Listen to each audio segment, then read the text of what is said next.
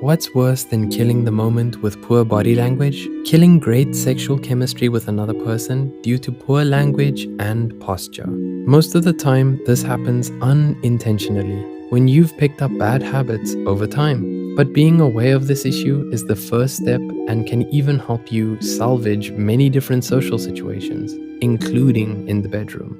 If you're wondering how to ditch bad habits and maximize your confidence, then keep watching. Why so sweaty?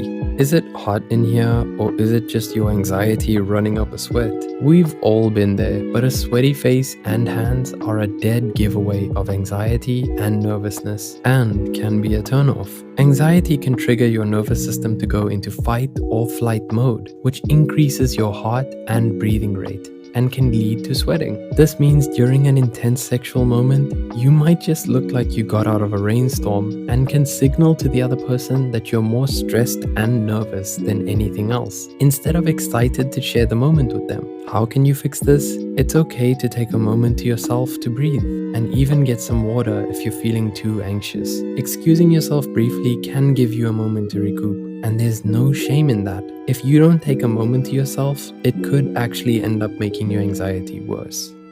Slouch potato. Okay, no lie, the name does sound kind of cute.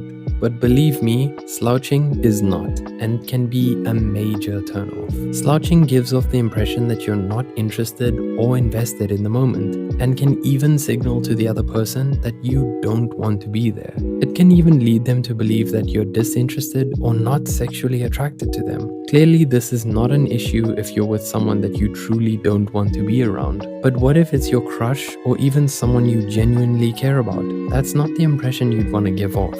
How do you fix this? To eliminate the bad habit of slouching, you have to make an effort to constantly remind yourself that it's a bad habit and change your mindset around it. What does this mean? Well, when you gradually develop a bad habit, it becomes ingrained subconsciously and you start to do it even without realizing it. You know that slouching isn't attractive, but now it's something you do unconsciously because it's ingrained in your behavior. To fix this, you need to be hyper aware of it during social situations, especially right before seeing someone else. This will gradually train your brain to remind itself, hey, stand up straight. The same way you pick up a bad habit is the same way you pick up a good habit, by changing your mindset and doing something over and over again until it becomes rooted in your unconscious behavior.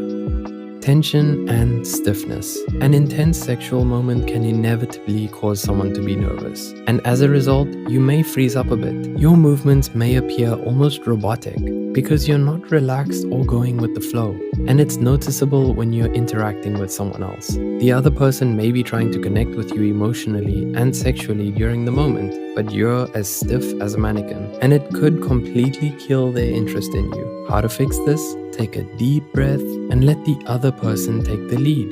If you're struggling with negative self-talk that's leading you to be stiff or tense, a great strategy is to let the other person take charge during a sexual encounter or moment. This will allow you to relax and lose yourself in the moment, rather than focusing on yourself or even performance anxiety, which refers to anxiety caused by stress or worry about performing adequately during sexual activity. Remember, when you're extremely nervous or anxious, your body responds by releasing the dreaded stress hormones, such as epinephrine and norepinephrine, and it will only make your stiffness worse.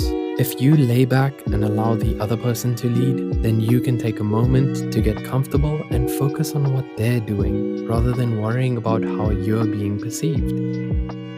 Distracted behavior. You're with someone and things seem to be heating up. The moment is perfect, but then you start fidgeting with your hands and your eyes are darting back and forth. These examples of distracted behavior can kill sexual tension and attraction because you aren't present in the moment. Usually this is due to various reasons, such as anxiety or just being easily distracted, but it comes off as rude and disinterested. Worse, it can even seem that you're not attracted to the other person you're spending time with, which can cause grievances and misunderstandings you don't need.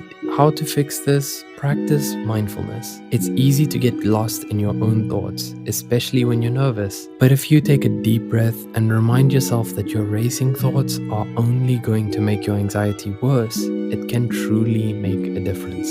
Mindfulness can be a vital tool to avoid being overly critical of yourself while also identifying and managing your emotions. So, do you guys relate to any of the habits mentioned above? If you like this video, make sure to check out 6 subtle body languages that kill attraction. Thank you for your support and have a wonderful day.